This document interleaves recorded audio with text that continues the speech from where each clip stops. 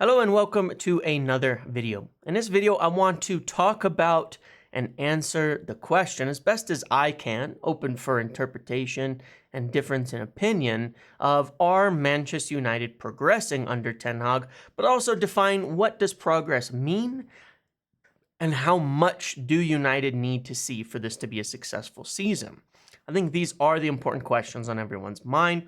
I think most people are realistic in a sense that we're not expecting United to be a team that wins everything this year. We're not expecting to be in a title race. We're not expecting to be one of the best teams in England right now.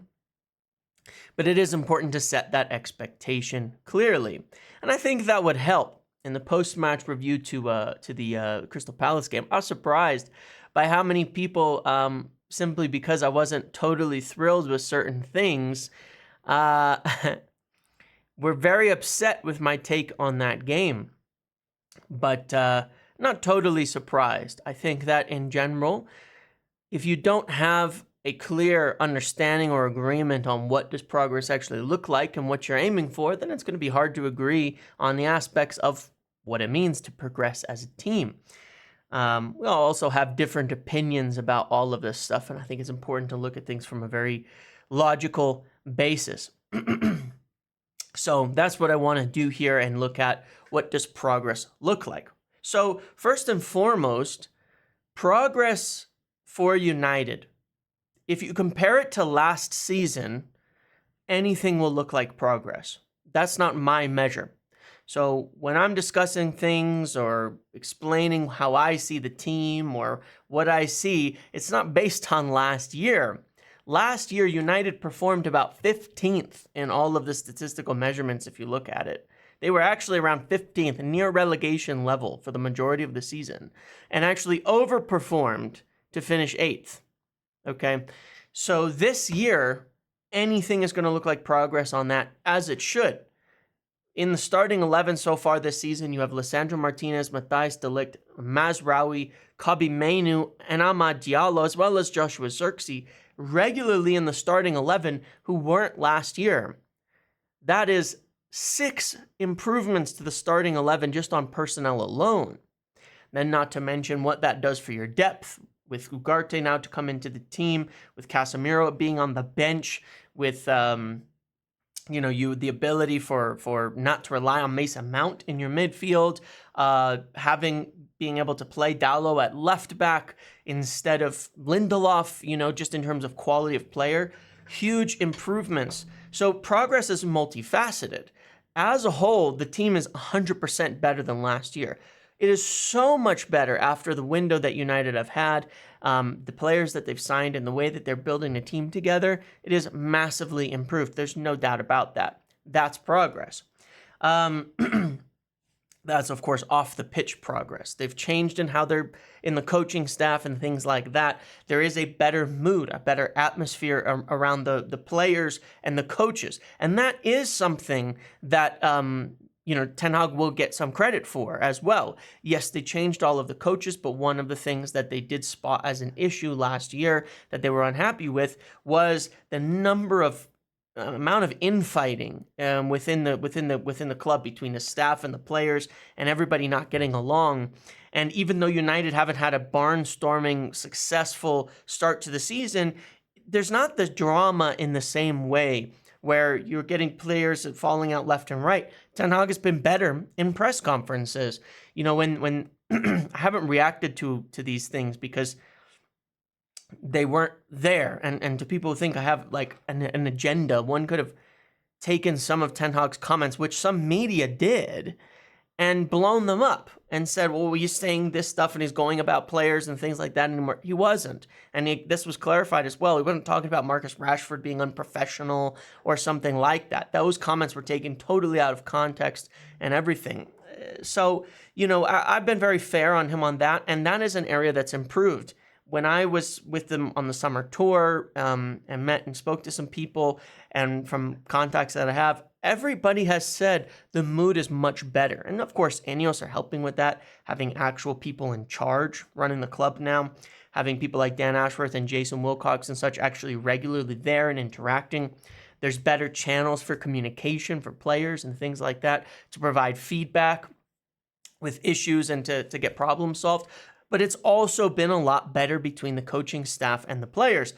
The assistants have made a big difference on this. Honestly, they really, really have. And Ten Hag being willing to let his assistants go and bring new ones in that the club are happier with makes a big difference. Van Nistelrooy is a huge, huge improvement on Van der Gaag in terms of helping bridge the gap between Ten Hag and the players and having everybody be on the same page. Of course he is, but that was why everybody was so happy with him coming in.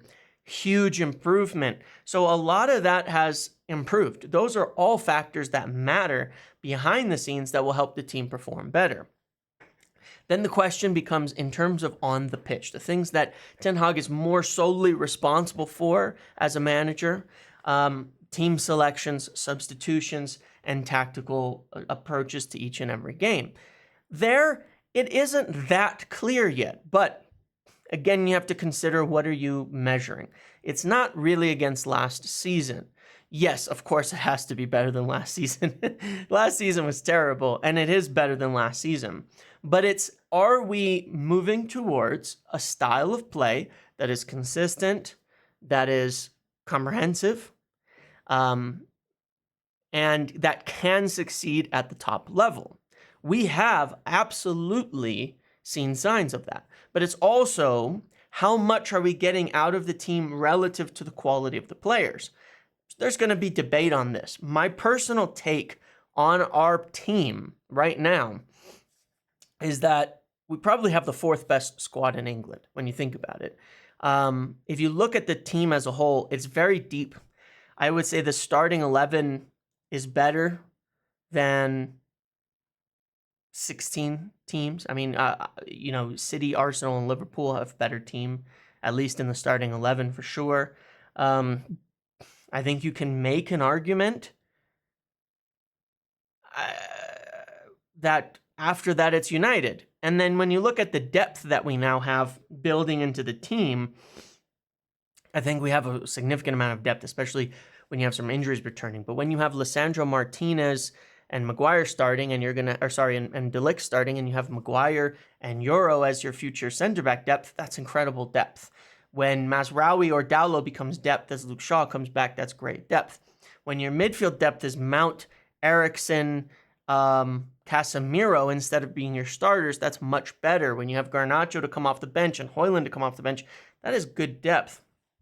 So I would say United have a very good team there. Now it is young, and some of it, they need time to adjust to the Premier League. And that's why you don't overreact to the start of the year. But by the midpoint into the season and through the second half of the season, United should be nearing the top four. There's no doubt about that. And when polled before the season, everybody very strongly agreed with that United, for it to be a successful campaign, should be finishing in the top four, should be having a Champions League qualification based on the quality of the squad. So the measurement is, are we moving towards that with a consistent style of play?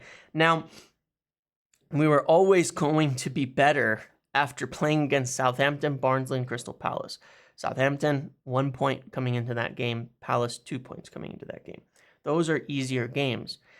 The question becomes, can we carry that forward into the matches against Tottenham, Porto away, and Aston Villa? Now we'll play FC20 this week, midweek, which should be another game to continue to implement this way of playing and see improvement. But it does have to be good enough, and there are positives and there are things of concern. Let's start with it. First and foremost, like when you look at just the stats, and they're not everything, United are better, but we're still only 6th in creating chances. This is better. Yes, our finishing is poor, right? But Bournemouth have made more chances and scored the same number of goals as us. So we haven't exactly blown everybody away with the XG yet. 6th is better than last year. It's better than last year, but it's not exceptional yet. But it is moving the right direction. If this moves up to 4th by year's end, you would say that's good. And look, we are only 0.2 XG off of 4th in XG, right?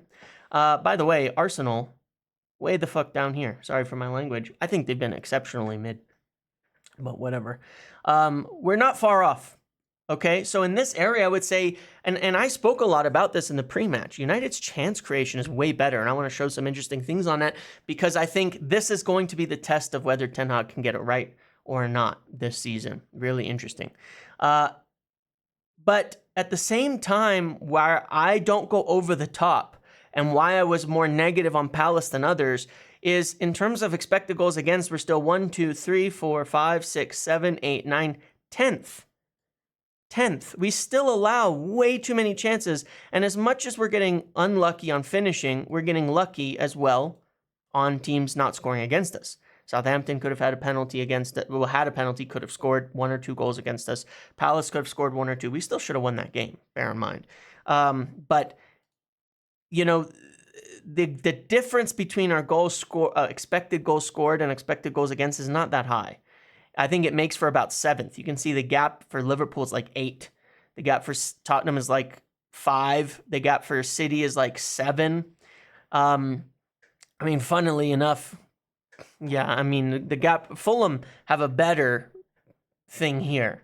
You know, we're about 6th or 7th when you look at the measurements overall. So that's where, you know, in general, when you look at United, we're not amazing, okay? We're 8th in shots per game. We're 4th in shots on target, so we're finding better shots, which is good. Defensively, shots per game allowed, better. Not exceptional, but a lot better. 6th. Remember I said this whole tackles per game stat is kind of BS because you look at the teams. These are bad teams. This is not where we want to be. It actually represents a problem. We still have to do too much defensive work, which is a little bit of an issue. This is a different XG model, I think. But again, this one says 5th. But we're still close to 4th. So that's good. Our expected goal differential is the worst. Not the worst, but second worst. But it's similar to Bournemouth and Crystal Palace's. Yeah. So again, 8th in total shots, but 5th in any XG per shot. So when you look at it overall, okay, let's look at possession as well. 7th. So it's better, but we're still about 6th to 8th best team in the league. When you average out all of the stats, 6th to 8th. Better, not really that good at the end of the day. So it's up in the air is sort of the point of that, sort of the point of it when you look at it. When you measure United overall, versus, you know, this is kind of like this is a percentage kind of radial on everything. We're okay. We're good at counters. You know, we're good at counters. We're okay in other areas. And so it's okay. But bearing in mind, we have played some pretty weak teams. Now, I have not been overly negative on United at all. It's just that I see different games as a sign of progress and different things as a sign of progress than other people. For example, I was happier against Fulham by far than I was against Palace or Southampton. Way happier. Why? The pressing. There's a few questions that we have, but I want to get to those in a minute. What I see is the questions that need to be answered moving forward to decide whether we can progress. But here's another positive I want to share. And this is something that actually leads to, I think, the biggest decision Ten Hag has to make for whether we progress further as a team or not. Expected assists per 90. So I shared that, you know, our expected goals was actually a lot better. One of the things I said before the game, our chance creation is way better this year. It's also way more even. I did a couple of lives on this where I showed this with numbers that in years prior, all of our creativity went through Bruno Fernandes. And so you have people saying, you've got to play Bruno, you've got to play Bruno. Bruno's been bad, straight up bad for United this year. And we'll look at some numbers for him, but he has been very poor for United. He has only 1 expected assist on the season in 440 minutes. And when you look at expected assists per 90, Christian Eriksen is at the top by far, then Rashford, then Casemiro, then Dalot, then Ahmad, then Bruno down here, 6th. So we're creating more chances more consistently. That is progress. That is something I have liked. Our chance creation is getting there. It is actually improving. It is not that far off top teams. That is a sign of progress. However, as I said, we concede too many chances, but we'll come back to that, because for me, it all centers around Bruno Fernandes, unfortunately. And people are going to say, some people are going to get really upset about this yet again, because you've got to be able to watch these games and look at it and understand what's going on and how offense affects defense. One of the biggest things that I shared in rewatching earlier games, and it's what we have improved against Southampton, against Palace, except one person, is losing the ball in bad positions in offense by being too risky leads to more defensive transitions and leads to conceding more chances. In terms of chance creation, these players are all doing it. We're making more chances than ever, with Bruno the 6th most important chance creator on the team, while at the same time, Bruno Fernandes is turning the ball over a lot more than nearly anybody else. That is a bit of an issue when you look at it. These numbers are not exceptional. You know, his rating at this point in time is not exceptional. Look, key passes per 90, he's at 1 compared to 3 in prior years. He's taking more shots, though, than before and still not scoring. Okay? This is a problem that needs to be solved.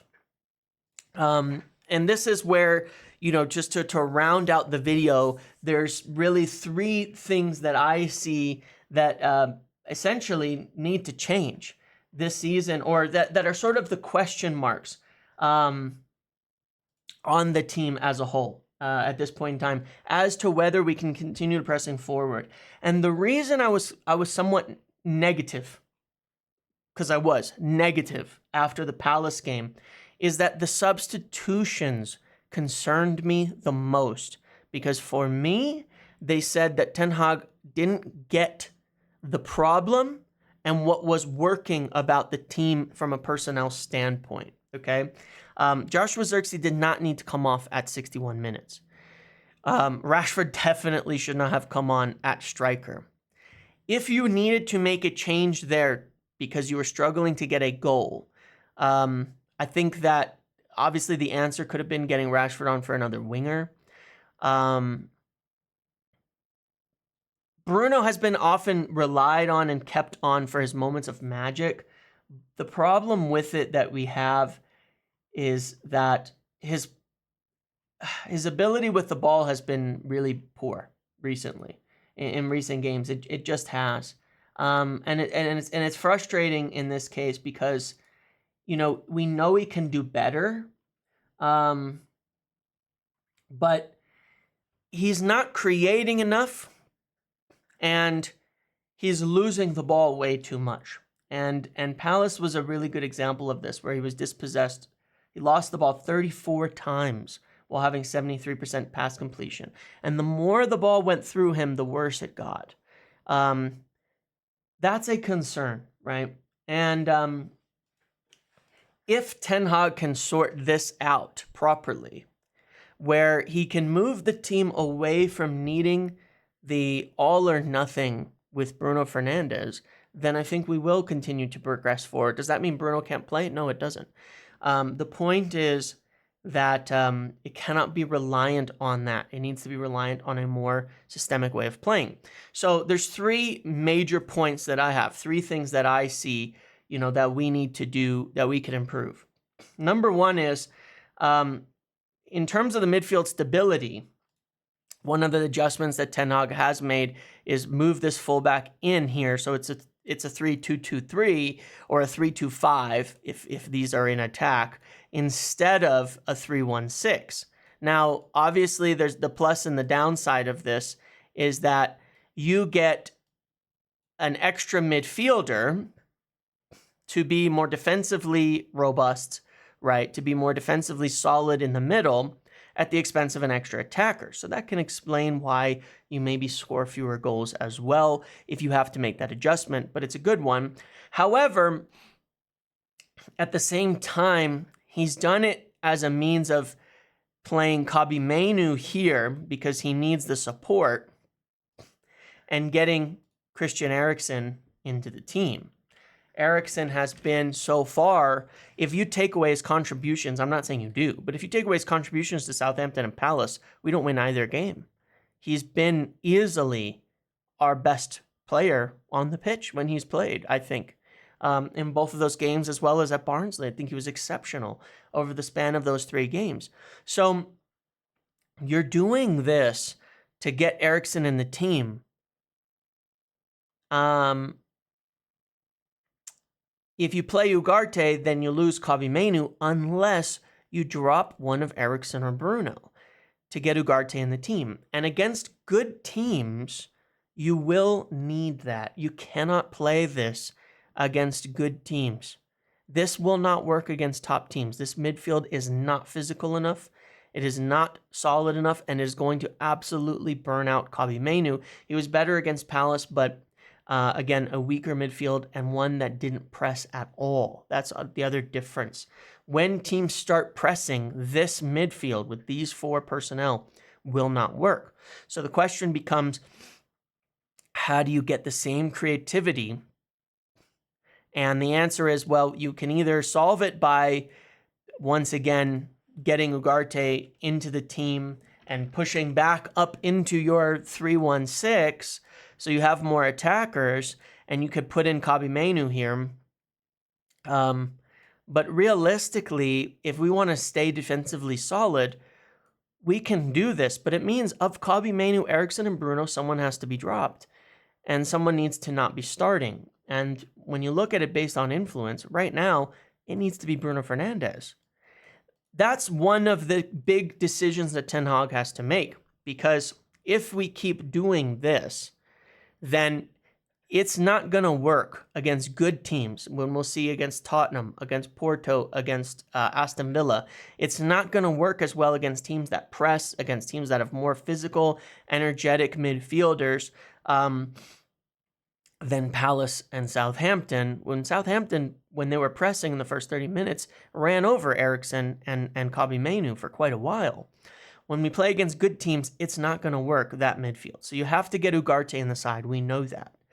But at the expense of what? What are you trading in those games that for? And even against the small sides, you're going to need this. You're going to need to get Ugarte in the team. And so the question becomes, what are you trading? And that's a decision Ten Hag has to get right. Because this with Kobbie Mainoo will not work against the bulk of teams. It's a very risky setup in a sense, and it will not work. There's another issue that comes with this, which is that you have Lissandro out here by doing this and having Dalot tuck in. And Palace tried to exploit this. They didn't succeed at it, and then they went away from it in the second half. Is you have Lissandro then being asked to cover almost like a left back, the wide channels. He can do it against some teams, but we've seen some of the weakness in Lisandro Martinez this season. He has it. I pointed it out in early season, in the preseason, and it's funny because, again, there was a number of people who, for some reason, took it very negatively. It's a fact. Lisandro's not that fast, and he's not that big. And he's had a bit of a shaky start to the season. Getting him out in these wide areas, isolated, defending the channels because Dalot is tucking in, is a risk. And against teams that have fast forwards, like if you're thinking like Mohamed Salah, going back to Liverpool, that's not going to work. We've seen that. That doesn't work. So this can't happen in every game. In some games, you've got to go back to, the normal formation where Dalot is getting up and getting back in wide areas. Or, of course, when Luke Shaw eventually returns, he's left-footed. He's not going to be tucking in there. He's much better as a wide player. So you're going to go back to that at some point here. And in doing so, you've got to get Ugarte in the team. In order for that to work, in order to have your defensive stability, he's got to get into the team. But that means you have to fix this. This is, you have to, I think you've got to get Kobbie Mainoo in. And if Bruno isn't performing, you have to be able to drop him because his wastefulness creates opportunities in the reverse of, against United, essentially. And there's some instances, I mean, people have posted them, people have showed them online of, of this, and against Palace. And it's an issue. I think your best midfield right now is probably Ugarte, Kobbie Mainoo, and Eriksen. And if you can do that, then you don't have to take these risks, I think, because you have a more... what is going on here? Why can't I find him? There we go. Then you have a more stable midfield because it can still drop into a 2 at times with Kobbie Mainoo, who can be combative. Similarly, you saw it against Barnsley with Casemiro. Obviously, it was Barnsley, but that is a better balanced midfield, I believe. And then you get a fullback out here who can tuck in but doesn't have to, because you cannot do that every game and leave Lissandro in the channels. But also in some games, if you want to keep up scoring a lot of goals, you're going to need Dalot getting involved in the attack more and not getting stuck too deep. So there's flexibility there, but that is an issue, solving that midfield decision. And Bruno specifically as well.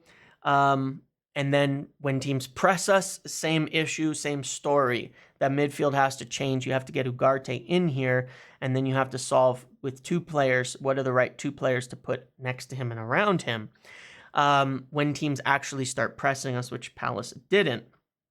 And you also don't want to leave Lissandro in the channels against as good of players. And then the third thing is the press. Our press has been kind of weird since Mason Mount has gone off, and it feels like it was a bit too based on personnel, where we still haven't quite organized it. That's the question that I have against lower teams. And again, I'm not trying to downplay it, but it was Southampton and Palace, 2 teams that are probably in the relegation race for this year, and Barnsley, and we're played 20 on Wednesday. These are the games we've got to smash because we have Tottenham, Porto, and Villa coming up, and we need to really nail down how we play. My concern is that if we play a way that is too risky to beat the small sides, and we haven't worked in a solid way that will work against the bigger sides, that when we run up against the decent teams, we will lose. And I mean top 6, the top 6 teams, that we will lose and we will struggle. And we need to be good against those sides. We can lose games, but we need to beat the easy teams. We can lose the other ones at times, but we need to show something. And again, as I said, by end of the year, I think we need to be looking at top 4. And we cannot be way off of it. We cannot lose a couple of games to Villa and Tottenham and be 9-12 points off top 4 by October. That's not going to work. That's not going to be sustainable. The mood will be very different. So those are my concerns, is that while the setup worked against Palace, the changes made it worse because it didn't shore things up properly. And it kind of comes back to Bruno. Eriksen is a big part of why this is working, as is Joshua Zirkzee. So you have to figure out, how do you fit in Rasmus Højlund and use him properly? How does Bruno play without you having to weaken your team to do so or take risks elsewhere? Or do you have the ability to drop him? So those are the problems that I think, very fairly, Ten Hag needs to solve. Those are the problems that I think would allow him to, the things he has to deal with. The Bruno conundrum and Eriksen. How do you set up the midfield where you may not be able to play both of them all the time, as well as Kobbie Mainoo? How do you set it up without having to tuck Dalot in again when it leaves Lissandro in a weaker position? How do you solve the press? How do you get Ugarte going into the team? Because you're going to need that combativeness that he brings against the solid teams. And especially when teams start pressing, you cannot have Christian Eriksen playing deeper. With Kobbie Mainoo, it's not enough. It is not going to work against teams that press high and run you ragged. It's not sustainable in that way. So those are the problems that have to be solved. And those are the things that I think will tell us if there's progress. We may, we'll have, that's why really I'm not going to overreact either way. The next 3 games, Tottenham, Porto. I know 20 between now and then, but Tottenham, Porto, and Porto away and Aston Villa, I think will be very telling as to whether we've progressed enough where we can still be very competitive in those games and good. If we put in good performances against those teams, then I look at that and say, yes, we're there. We're getting there. We are getting there.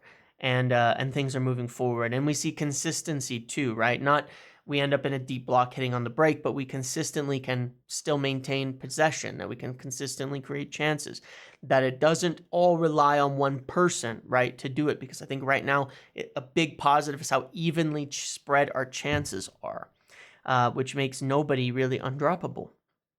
So that's what I think. That's how I would look at progress, and that is also how it's being measured. United, it's complicated to measure progress. It's complicated to measure how it's going. It's complicated to see, what the markers are in a long-term project. But I do know from a management perspective that, they're not rushing to anything, but they did want to see during this time between these international breaks improvement. There has been improvement, but there's still serious questions that we will not know the answers to until the next few games. I don't think Ten Hag is getting sacked anytime soon, and I've never said he is. And I think people taking that into the discussion and trying to bring it up as a reason for some of the negativities, trying to push for that or something. It's not. I don't think that he is. I don't think that's under discussion right now. The point is they want to evaluate this period and see discussion up through that next international break and see progress. And those easy games, we saw good things, but they want to see that. They know the schedule then gets tougher, that carries into those tougher games and continues. So it's going to be a better time to measure it after that. Similarly to positives against Fulham, some positive against Brighton, and then Liverpool come in and just wipe it all out. That can't keep happening, where it looks good against the bottom five, and then, it looks good against a couple of teams, but then you face 6-7 teams that just completely wipe the floor with you. That can't happen, right? I'm not saying it will, but those are the things I think that need to be sorted out to keep this going. And for me, why I wasn't so over the top with Palace, because there were things that were done in that game that won't necessarily work in other ones. And that's what has to be sorted out for the long term to maintain this moving forward. Okay, that's what I have. I hope you found this interesting and informative. I will say to people, look, if you followed me for a long time, through the takeover things and all of that, I actually don't do agendas. You may think I do. I'm very strong in my opinions. I trust my observations. I trust the things that I hear. I trust the things that I understand about. And I stick to it. And I know what I understand. I know what I see. It's not about an agenda. And plenty of people, called that out against when it was during the takeover, during the Qatar, Ineos stuff, all of that. All sorts of names and insults and people getting into the personal things. And what I would say is, again to you, is if you watch, don't be silly. Don't be ridiculous. Just because I disagree with your opinion doesn't make it an agenda. You may be right. You may be wrong. Why don't we wait and see what happens? And then we can just look at it and say, hey, let's just observe. Let's just observe what's happening. We can all look with our eyes and form our own opinions, and they don't have to be an agenda-based. We're never going to all see things the same way. That's the beauty of it. And accept that. I accept you and any of you who completely share different opinions from me. I never tell people that they have to think like me. That would be ridiculous. And I never try to push people into a certain way. There's plenty of people who will do that, who will push everybody and just drown in things to push people to believe a certain thing. I'm very open and honest with what I think, but also that I don't really expect people to agree with me. But I will share, and I will share what I know and what I hear always, always, always, always. objectively and as it suits me. So thank you for watching this video. Hope you found it interesting and informative. I think it is. I think it's really interesting, United moving forward into the way that they're going, you know, moving ahead. I really do. I think it's an exciting time in a sense, because we do have these questions that we don't have an answers to, you know, yet, right? These are the questions we don't know. There are things that we don't know yet, okay? And soon we will, right? Soon we will have the answers to them. But we don't yet, right? We don't yet have the answers, but we will, I think, find out soon enough. And that's kind of the exciting part, is that, you know, when we get the answers, you know, then every game will get more and more. And we are in a bit of a transitionary period, and all of that. The one other thing I did want to share in this video before I end it really quickly is the watch-alongs and things. You know, these videos with the tactics and things like that, and using that little thing to move things around, are going to get a lot better. When you look at this watch-along thing, you see this kind of board here. This is the creators of the watch-along thing. They've rebranded over the weekend. They've gone into beta. The watch-alongs that we're going to have this awesome tactics board where we can start to actually put that on the screen. It pulls in data from Opta and automatically, and it's really awesome being able to draw and do things and demonstrate things just like it's on TV, you know. And this is from their presentation on Friday. So those are going to get a lot of fun. And what I'm going to start doing is doing some of the pre-match and post-match reviews live there, so that I can draw out the things, and then I will post them to YouTube still so you can watch. But yeah, I do hope you join me there, because it's a really cool, a really cool feature coming that I've not seen anywhere else. That's incredible. That'll make it a lot of fun during, before, and after matches to kind of discuss and show and demonstrate things and all of that. So I hope you'll join me there. And then when Darnish comes on and we do ours, we'll start doing them on there moving forward as well. And we want to do them weekly pretty soon. So thank you for watching this video. Hope you found it interesting. I hope you enjoyed listening to me. And yeah, enjoy the rest of your day. And hopefully we'll have more answers to these questions and these things, and we can all be, hopefully it all works out and those questions get answered appropriately, and we're all happy at the end of it, and we see after this run of tougher games coming up in the future. It'd be nice going to the international break next time with some good results against Tottenham and good performances against Porto and Villa, and have some real positivity to lean on and build on for the rest of the season. That's what we all want. Okay, thank you for watching. Make sure to like, comment, subscribe, turn notifications on. See you in the next video.